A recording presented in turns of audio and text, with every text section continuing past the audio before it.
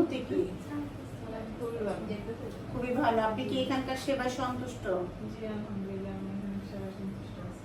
আচ্ছা, এখন যেহেতু 4 নাম্বার সিজার হয়েছে, আমরা বলেছিলাম যে আপনার পার্মানেন্ট যে কন্ট্রাসেপশন মেথড, যেটা নাকি লাইগেশন, সেটা করার জন্য, কিন্তু আপনি আপনার স্বামী রাজি হন নাই। 4 নাম্বার সিজার তো আসলে অনেক ঝুঁকিপূর্ণ, তাই না? পরবর্তীতে বাচ্চা নিলে সেটা আরো বেশি ঝুঁকিপূর্ণ হবে। তাহলে এখন আপনাকে কি করতে হবে? হ্যাঁ, আপনাকে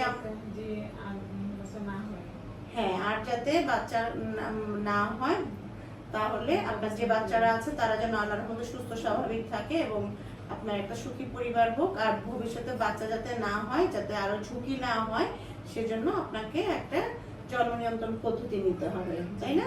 আমি আপনাকে এই ব্যাপারে বিস্তারিত বুঝিয়ে বলেছি কি পদ্ধতি নিলে আপনার কি সুবিধা হবে, তাই তো? আপনি এখন হচ্ছে 1.5 মাস পরে আবার আমাদের কাছে ফলো আপে আসবেন, আর যে নিয়ম কানুনগুলো আপনাকে বলেছি আপনি সেভাবে চলবেন। ঠিক আছে, ধন্যবাদ।